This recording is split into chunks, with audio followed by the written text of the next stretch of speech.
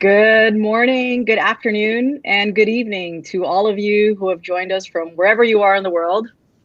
I'm so excited to be here with you today for a very big day for Mark as we launch his new book, What Sponsors Want. My name is Aileen Jan Mohammed. I am the head of partnership development and innovation at the U.S. Olympic and Paralympic Properties Group. For those of you who haven't met yet, I'm born and raised Canadian from Vancouver, British Columbia. Yes, have Team Canada jersey always on, and have been in the States now since 2003 in various kind of stints across the sports industry here. Mark and I have known each other for many years now. I call him a friend. I'm very, very proud and humbled and honored to be here with him today to help him in another important milestone in his life. For those of you who are not familiar with Mark, and I think that's rare, but Mark, I think, typifies my example of a game changer. And Mark, we've known each other for a long time. I've told you snippets of this before, but you are doing and have done so much for this industry. And I can't wait to celebrate just another milestone for you. So Mark, let me give a little bit of an intro on his 30 years in this world. It says 3 in the logo. It says 3. No. Nice try. Yeah. So Mark is the founder and CEO of the T1 Agency. This is a marketing agency that really exemplifies strategic marketing and strategic sponsorship marketing. This is where I first met Mark, through his agency. He's also the founder of Sponsorship X. That's a conference that happens every year that I love, that I've attended many times. That conference, I think, is one of the best in combining expertise in the field, but also with an experiential event. So you can actually learn theory and experience it at exactly the same time. This last year, something Mark and I share in common, which is thinking through diversity and inclusion and what our role is in that. And so this past year, Mark initiated the Black Talent Initiative, which empowers African-American youth to enter this industry, something that is needed. And then if that's not enough, Mark also has opened a school very, very recently, Park Street, which is a new elementary school that offers affordable and experience-based education in a virtual landscape. To top that all off, Mark, today we're going to talk about your new book, What Sponsors Want. I had the pleasure of reading and writing in that book, and we're going to talk a little bit about that today. Before we jump in, I want to make sure that everybody knows that they have the opportunity to get one of those books, either through purchase, but you're also going to give away some signed copies, right, Mark? And so in order to be entered to win for that, please ask a question. And as soon as you ask a question within the comment or chat function, you will be automatically entered to win. So, Mark, this is great for me because I get to just pepper you today with questions. I can't wait. And you just made me blush, by the way. I don't know if there's any folks in the audience, but not sure what Pantone this is, but this is the mulatto blushing, whatever that is. I don't even know that color. That's awesome. So Mark, let's start easy. Walk me through how you're doing. How's life over there? It's a crazy, crazy time that we're living in, just life in general, and then sport. Let's start there, if you don't mind. Well, imagine if we'd had this conversation a week ago, or maybe even 2 weeks ago. Yeah. I would say that and it's interesting for you being a Canadian, raising a family in America, and having a very senior role as you've had with USOC and US Paralympic and in the past GMR and Visa and MLS. You're there in the thick of it. I'm sure you know from your family the relief that we're feeling here. And so I think 2020, hoping that Announcement Saturday is a bit of a turnaround for all of us. Yeah, I agree. You and I talked about that briefly. It has been a roller coaster for so many reasons, with the pandemic and then obviously with the election. It is hard here. I think whether you're Canadian American or whoever, to understand and live in division in this country. But I'm hoping, I have a very positive attitude. I'm hoping we come together and, we're looking forward and not backward. And I think yesterday's announcement, and I'm not a conspiracy theorist, but I am positive Pfizer held on to that news. That they had a 90%. I don't mean to suggest a scientist would compromise her integrity ever. But I'm positive. They're like, let's just keep that report till we have an announcement. So, but if you think about from what you're doing, preparing, working with partners to prepare for the Tokyo Olympics, that has to be amazing news for you to think, okay, if you do a roadmap between November and next July, what does that open up in terms of fans, visitors, parents, families, supporters, that if we can manage this, we've gone from potentially, I'd love your thoughts on this. I know you're the moderator today, not me, but have we gone from potentially a near fanless or limited fan Olympics to a more fan acceptable Olympics? Yeah, I think, with or without the news of the vaccine yesterday, I think the properties in the US and around the world have shown us that it is possible to host an event and to compete. There was a gymnastics event this last weekend in Japan, which went off fairly well. I think there's some learnings there on how to make sure athletes are taken care of and, can live, but it went off and it worked. And the properties here have shown us that it can work as well. There's always learning. I think you're also seeing fans at events now at distance with different protocol and different compliance measures. So, 2 or 3 weeks ago, a month ago, I would have said, no way, like we are going to have the games, but we're going to do it without fans. And today I'm more positive. I think that there's a way for it to be done. Now, every company will have to make their own decisions. They obviously host a lot of clients in VIP hospitality. And so we'll see how that all plays out. But I feel more positive today for sure. Great. Mark, talk to me about the book and in all of the things that you do every day. What made you say, this is something that I want to do and it's time to do this now? Interesting you brought up the point on time. And I appreciate the introduction and the kind words, blushing jokes aside. That was very kind. And you and I meeting through Sebastian, who at the time was with Sponsorrium, was amazing. And I can't thank you enough for coming to our conference and contributing what you do and what you have. And we're going to talk about that a little bit more. I'm not going to let you off the hook. I think for me, the book was similar to a lot of people. We've all dreamt of writing a book, writing a novel, writing a song.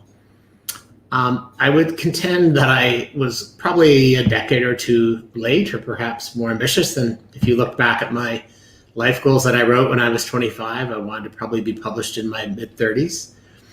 And, it was something that was coming on again and off again. And the inspiration was that I wanted to share just my thoughts and put them out there and help people that were looking for perhaps maybe a how-to manual, not a textbook on how to get in this business. But the perspiration came from my friend Norma Riley, who said, hey, you know what? You've been talking, and Norma, I consider him not just a business partner, but a brother. You've been talking about a book for a long time. He was running the sport business program at Ohio University. It's like, it's time to get off your butt. I'm going to show you how to put a pitch together. I put a pitch in front of the Ohio University press, and that's what kind of tipped it. But I would say that the confession from my end is that it was something that sat on my to-do list for a long time.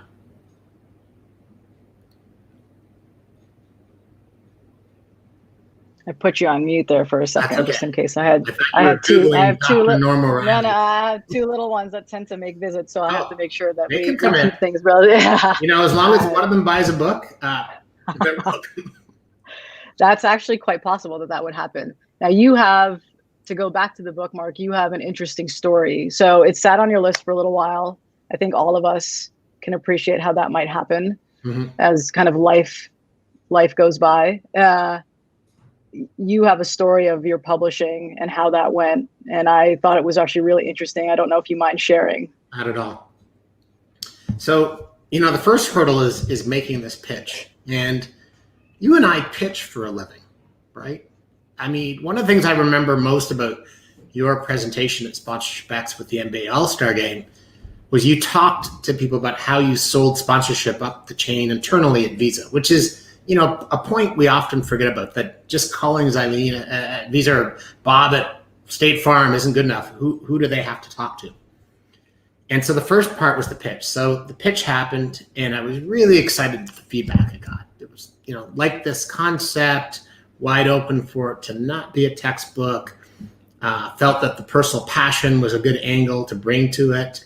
So that was exciting. And so then, you sit down and you start writing. And I had never written a book, and I realized that I had no clue what I was doing. Yeah. I could whip up a PowerPoint right now that you think I might have researched for several weeks. It isn't even writer's block. It's total sheer panic. So to be candid, I bought books on writing books. I watched YouTube videos on writing books. I started talking to people who have written books. And finally, I talked to somebody who gave me a very simple rule. Same time, same place, same chair, same food, same everything. So I basically said to myself, I'm going to work out in the morning, going to go to a little cafe at my gym. I'm going to sit at my table. You should have seen the days when somebody took my table. I was giving them an airy eyeball, like, I can't, great. You're going to cut my left ear off if you don't give me my table. I would sit at that table. I'd plug in my iPad and everything the same way. I would line up my coffee. I'd eat the same thing. I booked off that I was going to do 3 to 4 hours a day, talk to my leadership team, like, you're not going to see me till noon. They were cheering loudly, and put my head down. And so that was amazing, because once I got going, and candidly, it sounds a bit bizarre, but reading books about how to write a book, it opened up my eyes and helped me understand how to sort of put one word after another and walk. So I'm writing away, and I'm pretty proud of myself. I start submitting to the publisher in Ohio. They're giving me amazing feedback. I'm feeling good about it. They're telling me the book's great. I'm like, amazing. I was down in Ohio because I was teaching part-time at Ohio U, Go Bobcats, in the program to combined MBA and Masters in Sport. So I'm feeling pretty good about this. I've figured it out. I've oversimplified it here. The book looks great. I submit the book. The editor that was assigned to me at the publisher, 2 thumbs up.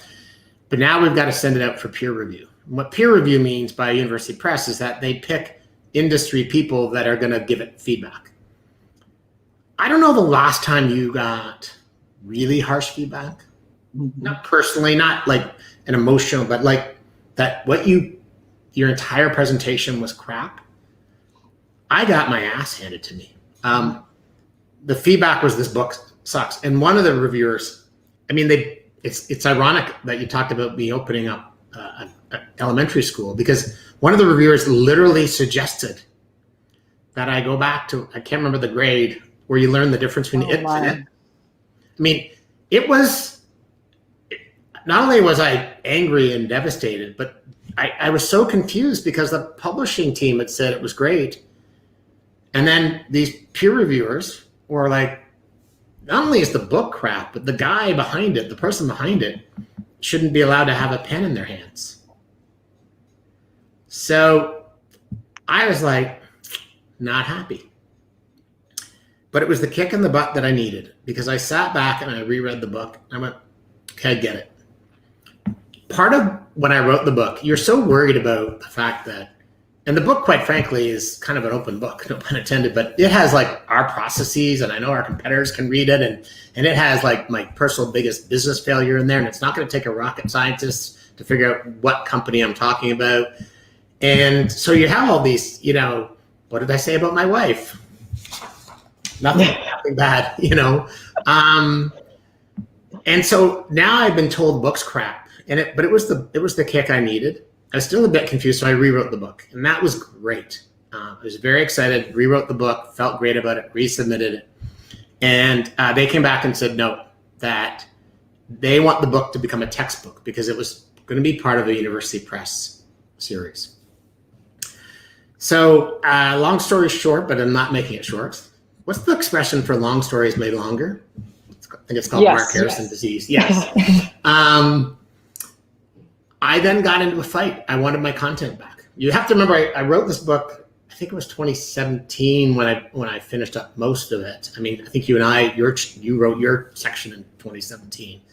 So I'm now battling in 2018, 2019, and I had about a year fight to get my content back. It was easier for them to sign a contract to agree to publish the book than it was to decouple the contract to get my content back. Wow. I got it back and decided I would self-publish. Now, self-publishing is its own minefield, and you have to figure that out. Are you going to pay money? Are you just going to make it an ebook? And in comes my personal Cape Crusader, Norm O'Reilly. And Norm says, hey, I've been talking to this publishing company called World Scientific about doing a sport business series. And typically what happens is they hire somebody who writes the first book, and then they sort of oversee the rest of the books. But I told them about your book. We can flip the process, and we can pitch them on you being the first book, and then I'll oversee it and write the others. So I said, thank you, Cape Crusader Norm. We had some meetings with World Scientific, and this is fall of 2019. Next thing you know, I now have my second publisher. This time I hired some additional editors and people, and a bunch of my teammates at T1 jumped in to help. And we got the book sort of rewritten again. So I guess it's the third time I wrote it. And in their hands, call it March of this year, like February, March of this year.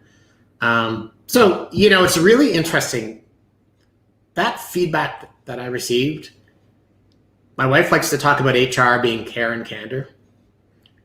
That candor saved my book, because if they hadn't told me it was crap, I would have been believing my own press clippings, which I do on a daily basis. Yeah. And I wouldn't have rewritten it. Biggest thing, Mark, that you learned about yourself through this process? That's not in our script. Well, now you've told me a great story. Yeah. I love telling stories, and I've always felt like my role in the world was not to be an expert, but to share expertise. And I think there's a difference. You and I talked before, and we can talk about it. One of the things I love best about this business is the people you can learn from. And I'm a sponge. I read, share. I love just going and meeting with people. People call them networking meetings. If I ask you to lunch or a virtual Zoom, it's because I'm coming to sponge from you, because I want to know what's going on in the world. I want to understand it. You're a Canadian. I mean, you've lived all over. There's nothing more you can learn. No better way to learn than hopping on a plane, getting on a car, or going somewhere and talking to people that you normally don't see. And so I think for me, what I did learn about this is just reinforced my quest for life to really just be a storyteller and share others. And really what the book is it's from me and things I've learned, but it really, for me, cemented my love of sharing stories. And I don't need to be an expert. I just want to share expertise. Yeah. One of my favorite parts of the book is right at the beginning. And it's, you can tell, first of all, you can tell how much passion you have for the industry. And you go on to talk about the people, and for the most part, the passion that everybody in the industry has for what they do, to evolve the industry, to help it progress, to make it go forward, to deal with issues that, are hard to deal with. And I think there's maybe a misconception or a preconceived notion that when you work in sport, it's all fun all the time, and you're there to have a good time. And you are. I feel very blessed every day to wake up to the job that I wake up to. But I think you typified how amazing the people in this industry are, and how willing they are to help, and how much they want to see it succeed and evolve. Talk to me, a little bit about, what your experience has been as you wrote that and said that, but then also, the evolution that the industry has gone through, and where it might go because of this passion. I'll deal with the people part, and there's a lot of great contributors to the book, and there's a lot of other people out there. And I think of people, I'm going to use a couple of competitors if you don't mind. So I'm going to use Ian Malcolm, who runs Lumency, and Dave Diamond, who runs Diamond. I consider them friends. And I'll give you a couple of interesting stories. Dave Diamond won a really interesting piece of business for one of his clients. And it was a bit of a pre-coronavirus sort of pivot, because I'm going to say pivot pre-corona for his company. And he literally said, I'll lay out the blueprint for you. It was with a bank to take what we did to any other FI because it's a new business. Now, who does that? Who literally says to a competitor, I'll lay out the blueprint? Ian Malcolm and I, we're proud, independent business people that have both had our companies for a quarter of a century. And we often joke, if one of us has a lunch with Omnicom or somebody who wants to buy us, we're like, hey, I just had lunch with Omnicom. They'll be calling you next because I said no. But, as Ian's been building his business globally, he's literally said to me, Bud, there's opportunities in Holland. Go. I mean, even Roy Rudiger from SDI several years ago when they went to Qatar, he's like, there's so much business there. I'll show you where to go. Like, that's kind of amazing. And maybe that's a Canadian thing. But then when I flipped to when we took our conference portfolio to the US, I sat down with, I just drew a blank. You'll remember him, the guy from GMR New York who does a lot of your NFL business, who literally was like, how can I help you get my clients on stage? And just opening doors. And so I think one of the beautiful things about, and a lot of this business is built in sports, also in culture and fashion and music, et cetera. Mm-hmm. But all of us have been volunteers at some point in our lives. All of us have been coaches at some point in our lives. All of us have been on teams at some point in our lives. That doesn't go away. And I think as you asked the second part about how that bodes for the future, I think there's lots of things we all know and we'll tackle about what we need to fix for this industry for the future. But one of the best parts is that we're going to stick together. And I think as we look at dealing with this pandemic, and by no means is it gone, because even if this vaccine does work, it's less than 10% of the world that will have it in a year. But we'll work together. And it's not always, fair play. It's not always like, kumbaya. It's always fair play. But I think people will work together. And I look at somebody like you who've gone from property to agency to client to agency to property. You've got the full, like a 360 doesn't do it justice what you've done. It's really a 720 or 1080. If I keep adding up numbers, you'll feel old. But the point being, I do. But the point being, there's a knock at the door, by the way, Mom. But the point being, I'm kidding. The point being that I think that the people are what are going to save us. And I've spent 30 years of my career telling brands that, yes, you can reach people more cost effectively through an ad or a social media post, but nothing can replace human connection. Mm-hmm. And for me, because my day the pandemic started here was March 13. The last 6 months, I haven't had to convince one executive in the world, in my universe, the power of human connection, because we've been deprived of it. Yeah, they get it. And sport and the passion behind sport, I think you feel it, right? You want that emotion. So Mark, talk to me about the pandemic that we're in. And, when you wrote this book, when you wrote it again, obviously this wasn't anything that we were contemplating. Right. If you had to rewrite it today, based on what's going on, what would you change? Would you change anything in that book? I would probably change three things. Number one, I know there's a question coming later, which I'll preempt. What would the chapter be that I would add? Mm-hmm. That would be disaster planning. Right. Scenario planning. We think about doing it for events. You think about doing it for an Olympics. You think about doing it for a festival. I should have read it for an industry. I think the second thing that I would change with the book is that the value of the fan, the contribution of the fan's appearance in the stadium to the value proposition of sport needs to be studied further. So what I mean by that is, I'm a massive football fan. You don't tend to, when you watch NFL, care too much about the fans unless it's a Seattle game because they really impact. But you look at a sport like basketball or even tennis where they're quiet, or golf and you think of a Ryder Cup. as a Raptor fan, to me, it's hard to replace Nick Nurse getting a shoulder rub from Drake during a playoff game, right? The value of the fan.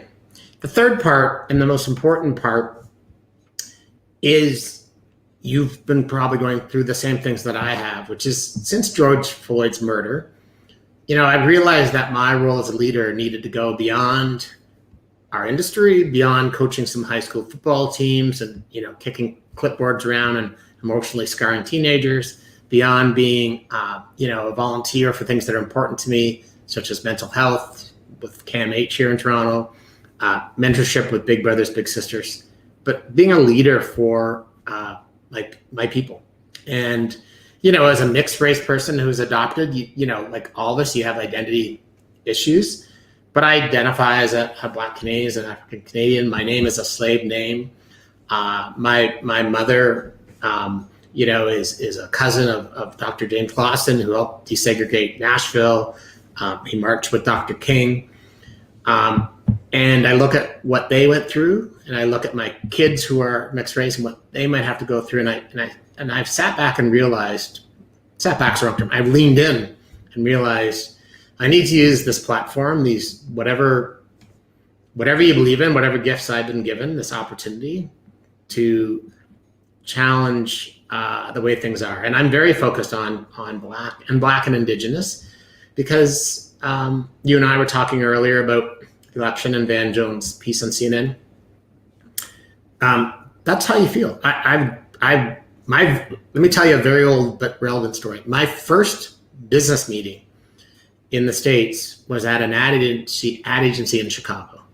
And I was presenting to the U.S. client, to the owner of the U.S. client. We're going to be doing an NCAA sports sponsorship. All day meeting. I'm on at, 11 in the morning.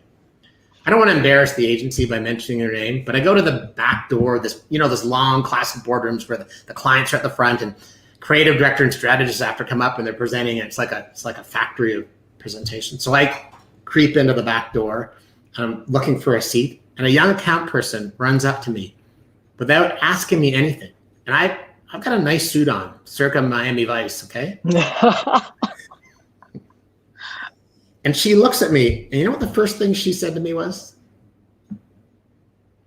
"We don't need any more coffee." Oh, no.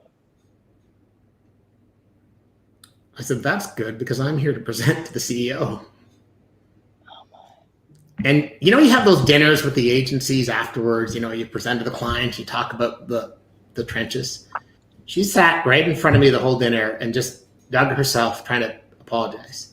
You go from that to violence. You go from that to, I've been chairing a task force for university sport here in Ontario with the OUA, and hearing about players being subjected to racism. An indigenous hockey player last year in a game being called Redskin all game, complained to his coach, the referee, and the opponent's coach. And the next night in the doubleheader, that person doing nothing, there was no punishment to them.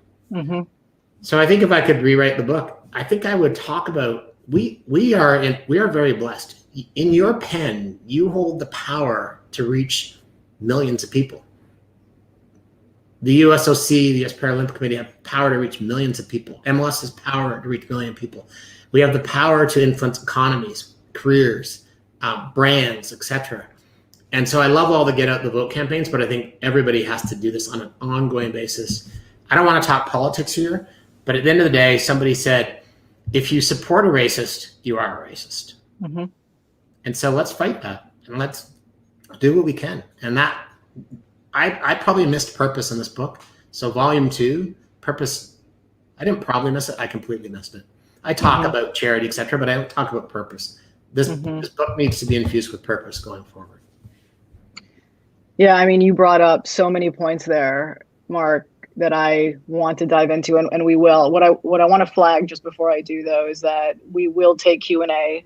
First of all, you and I are super informal people, and so people should feel comfortable sending us questions at any point in time, but we will have a Q&A. And so if anyone out there has a question, please send it through and we will tackle. Does this mean you're not wearing shoes? Is that why you said you're informal? Yeah, I'm not. Okay. I got, this is dressed up for me today because I'm talking to you. Thank you. You're well, welcome. I did my hair because I'm talking to you.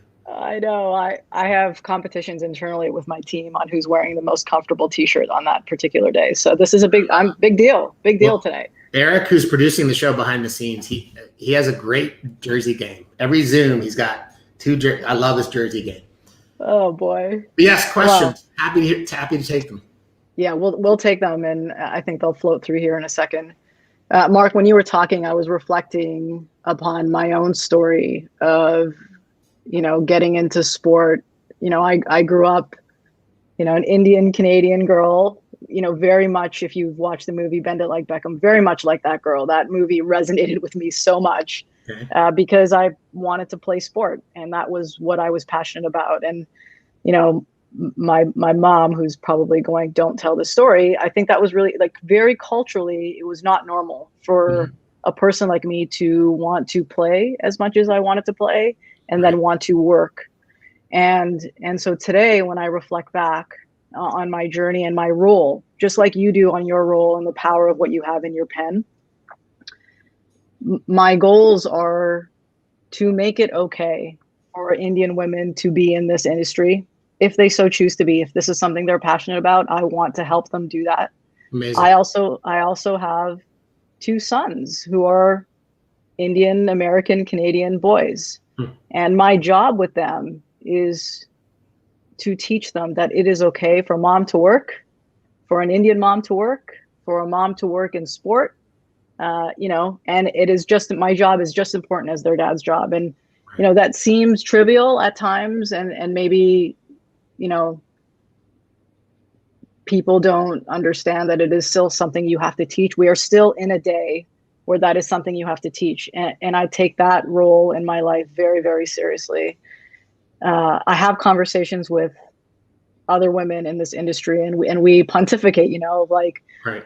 Are we at a time where it is the issue of gender representation or diversity and inclusion is out there enough that it will it's going to take a matter of time, and it's just technical expertise, and it'll take a matter of time? Or do you still need a hand? Does someone still need to reach out and say, hey, I know that you have something in you that I need to make visible, empower, support? And I don't know what you think. I still think it's the latter. I still think there's a long way to go, and you need to kind of reach over or reach down or reach above and say, hey, come on over. Like, we're going to do this together. Well, I'm going to go back to the first part of what you said. And one of the things I mentioned before was what you contributed when you came and spoke at our conference. And one thing that you did was you inspired. You inspired people not only professionally to say, oh, well, I can act with courage and sell this through my company, but because of your race, because of your gender, because of your confidence in voice. And, you talked a minute ago about you can say to young Indian girls that they can be in the sport and do what you do. And what's also amazing is they now know they can also be vice president of the United States. I know. Right? Yep. And I am not in the let's let this happen mode. I've been quoting the crap out of a John C. Maxwell quote from a week ago. He posted on Instagram, masses, you don't need masses to start a movement. You need one. So you be one, and I'll be one, and everybody else be one. And we can't be quiet right now. We need trumpets. We need to blare horns. When I think about what I'm tripling down on Black, because for me it's so personal that I know I won't stop. My mother tells a story about when my brother and I were young, growing up in Orillia, Ontario, north of Toronto.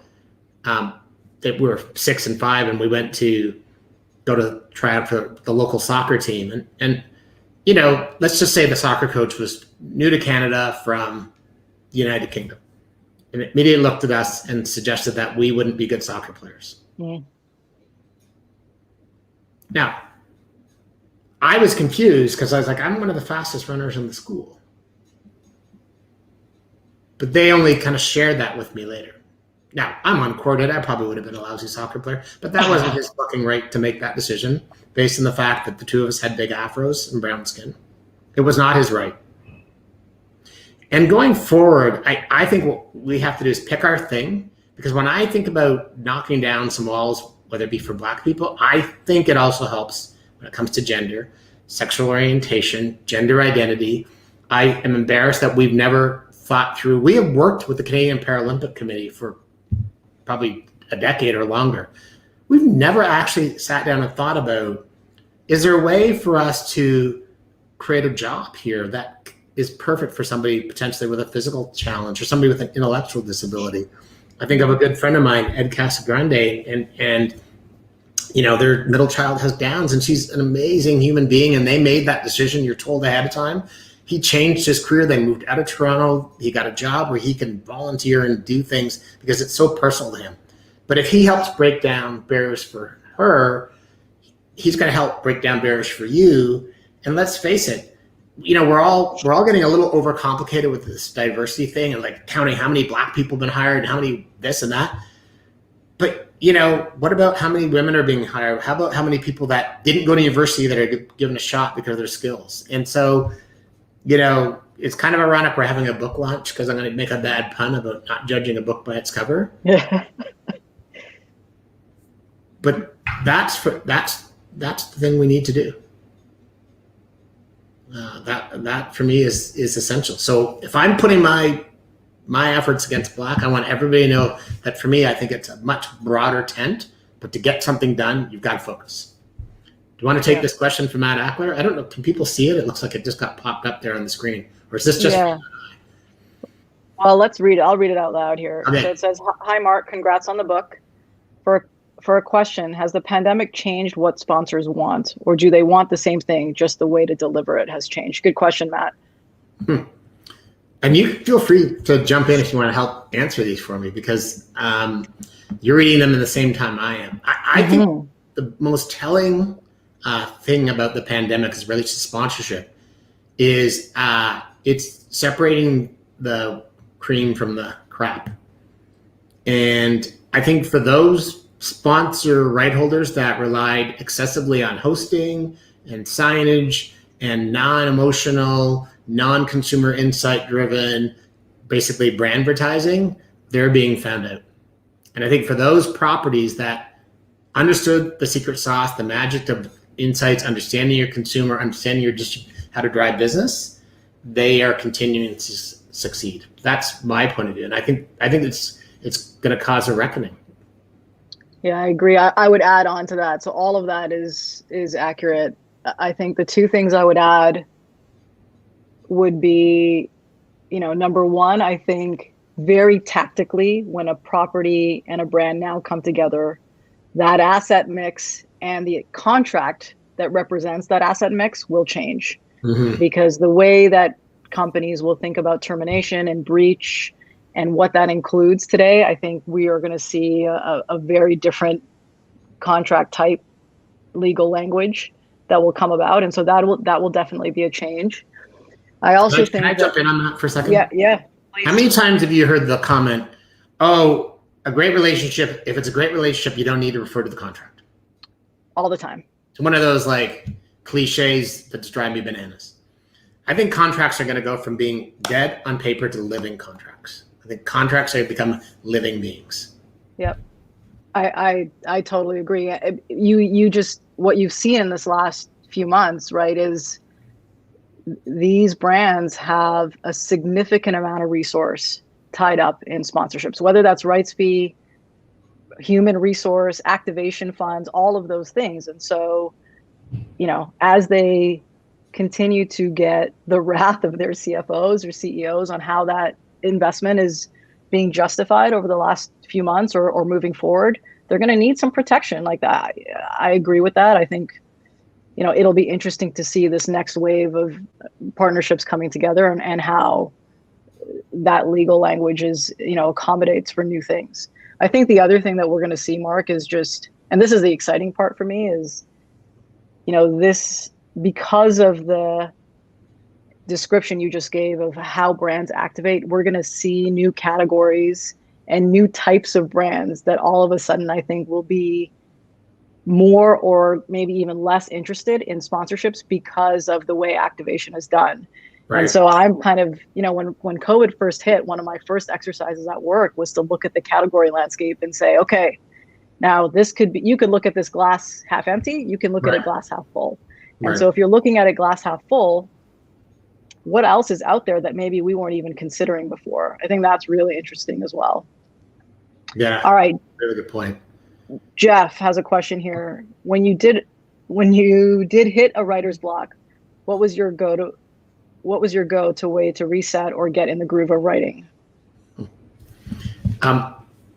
Great question, Jeff.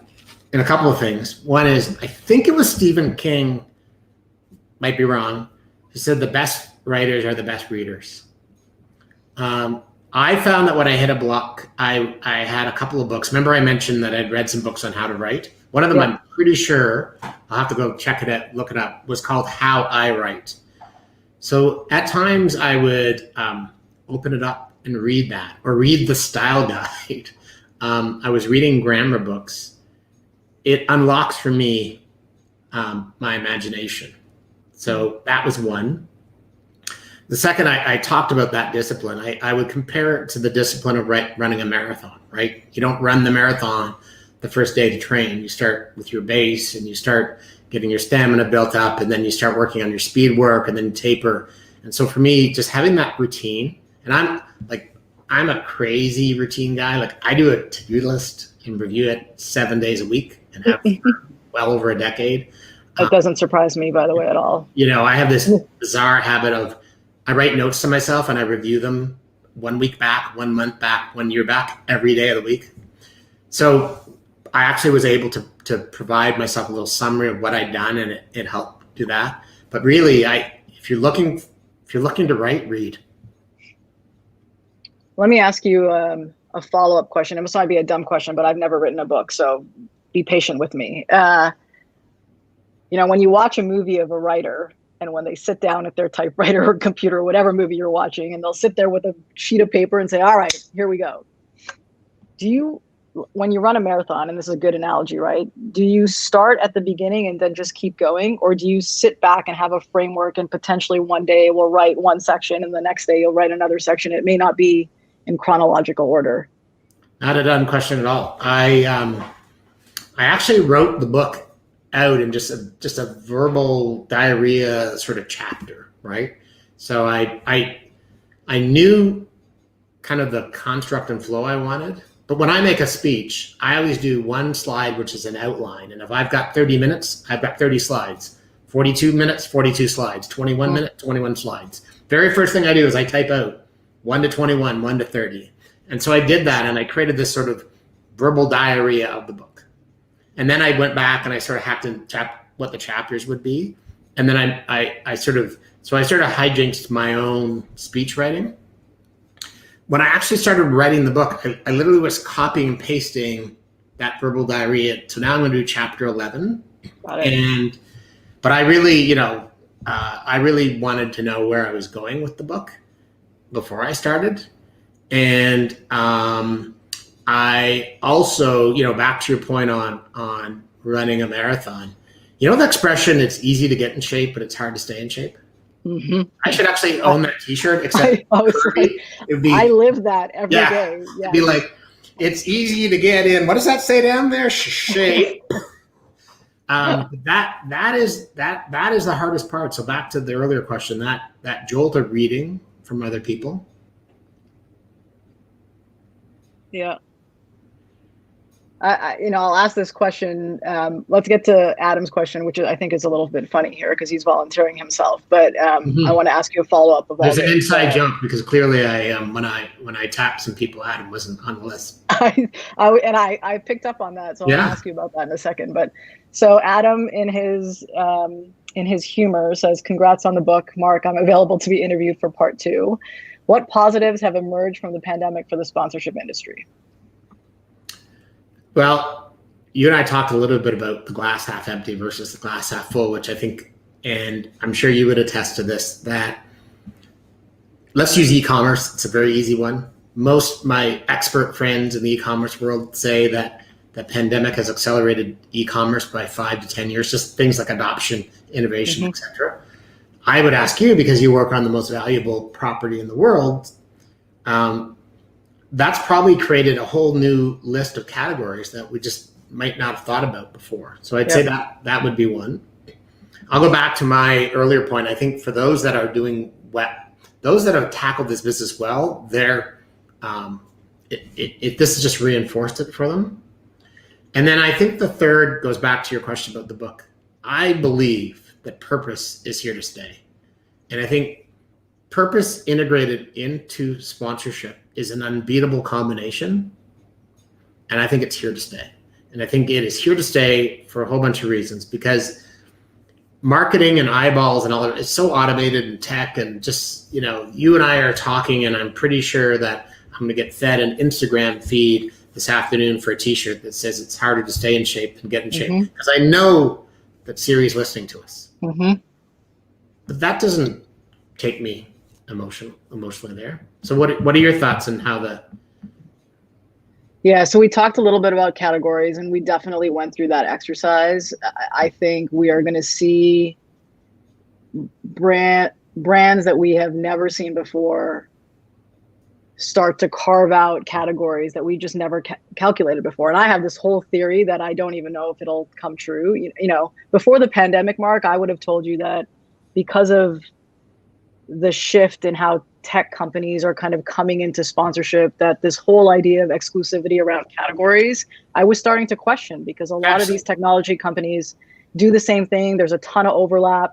And, that's my hypothesis.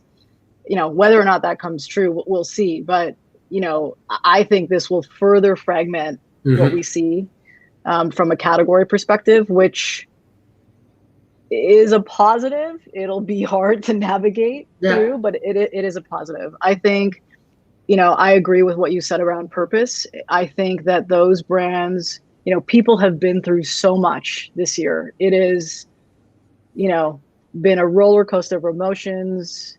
People miss their families. People feel like they need to take a breath. They need to take care of this world. And they're going to look to companies to help get us there. Yeah. And so the companies that step in, not just to spend hundreds of $millions, to gain access to an audience, but to do that while also transforming the world in a variety of different ways, I think are the ones that are going to have the most success. And that would have been true before the pandemic. I think it's especially true today.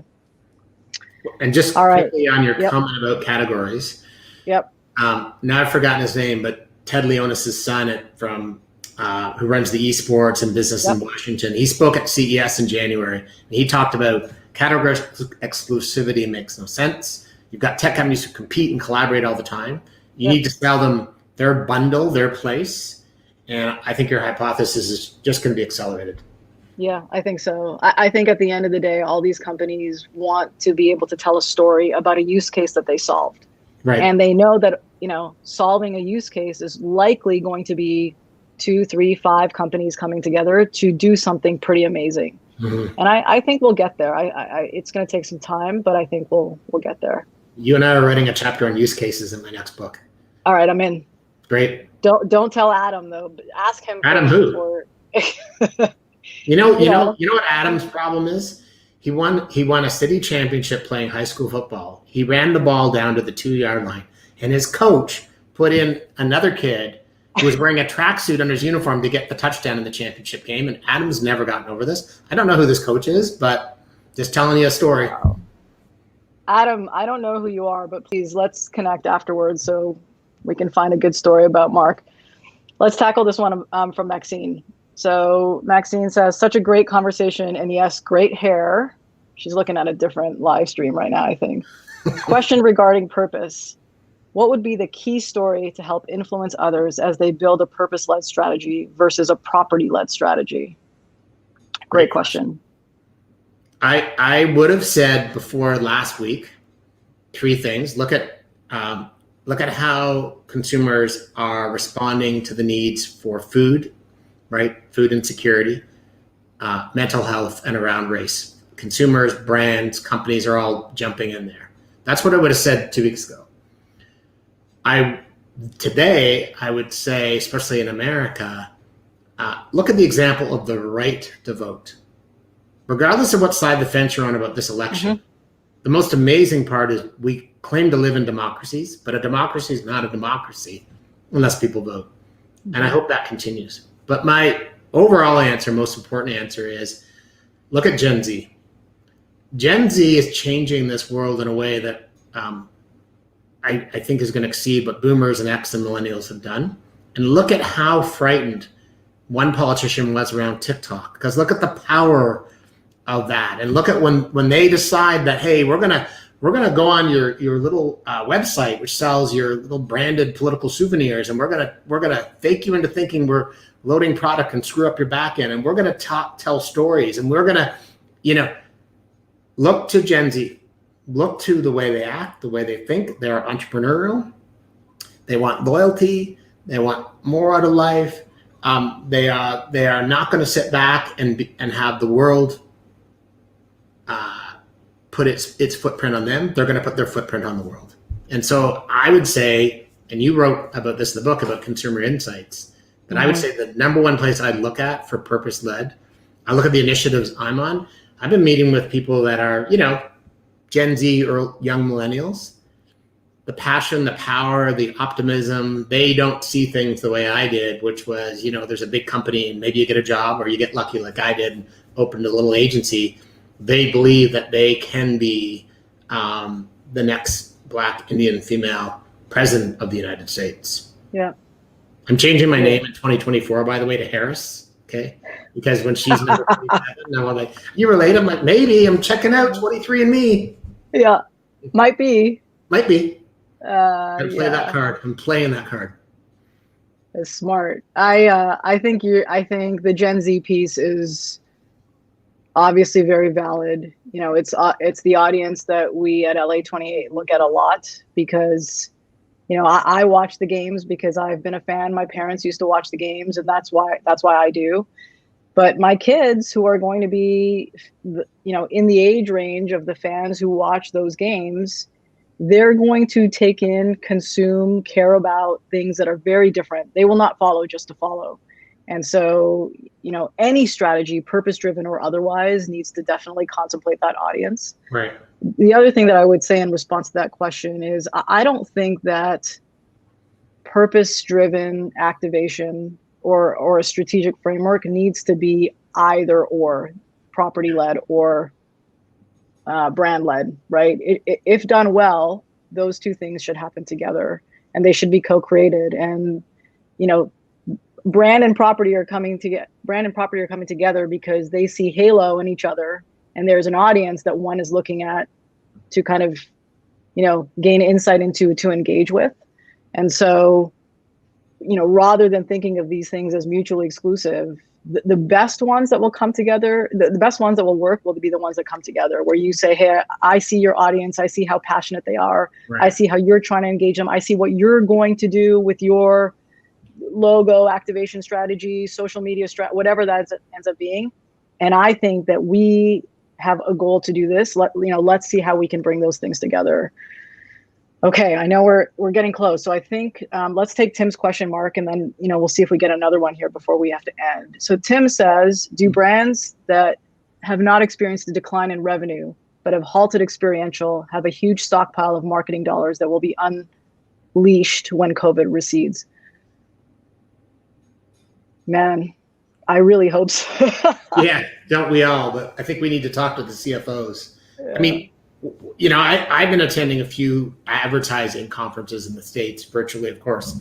And at roundtables and breakouts have been asking advertising heads, how is business? And they say, business is great. Like, great, good for you, because the experiential market, not so good. But what they're talking about is that their clients have been focused on not demand creation, because demand creation right now is truly about demand. I either need it or I want it. People are not stocking up on food at home because they want to, because they have to, right? Okay. People are not, they didn't stock up on bicycles because they wanted to, because they needed exercise. They needed family things to do. So what they've been focused on has not been demand creation. It has been talking about safety So we're McDonald's. You can come and eat here safely.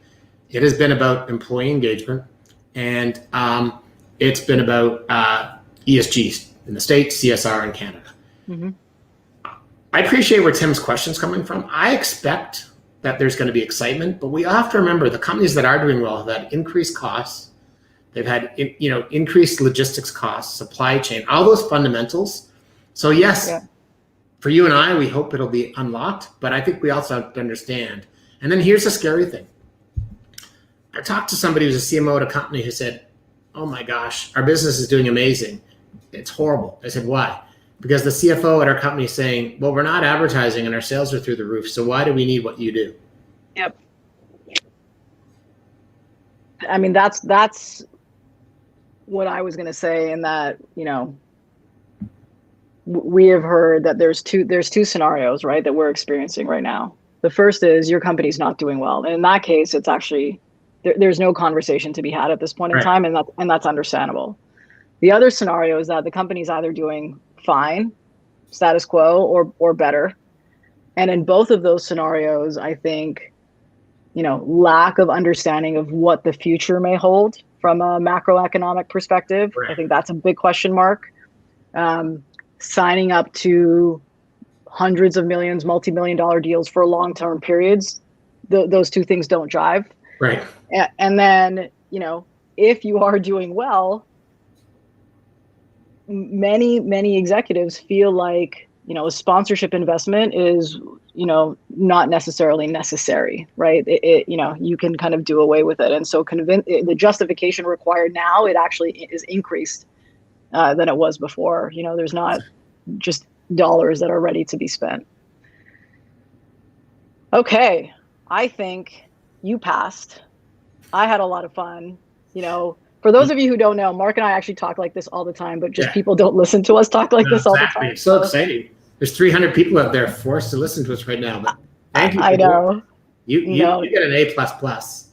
Awesome. Well, that'll make my day. But, congratulations again, Mark. You've been amazing in everything that you've done. This one is super exciting for us. And, best of luck in all that you do to advance the industry. I'm lucky to know you. Well, I just want to let everybody out there know that I'm luckier. And I made this reference earlier about our conference. I'm just going to go back to it. The fact that you came, hello, and shared some great timing. Mom, it's 12:58 or 9:58. Not only did you share with our audience, but one of the best things that you did, I don't know if you remember this, is you hung around and you chatted with people in the hallways and at sessions and over coffee and had lunch. And you asked me off the top of why I love this business. When somebody who's as busy as you are, and in Edmonton, you had one of your little rascals with you, you took time to talk to people one-on-one. And that's, for me, the most beautiful thing that can happen at a conference is we can all sit in the audience. Ian Malcolm will be up front because he loves the front row, take the notes. But the fact that you came off the stage and talked with people, feel blessed for that. So thank you very much. Awesome. Well, love to do it and want everyone to stay safe. Stay safe, everybody. Congratulations, Mark. Thanks. Bye-bye. See ya.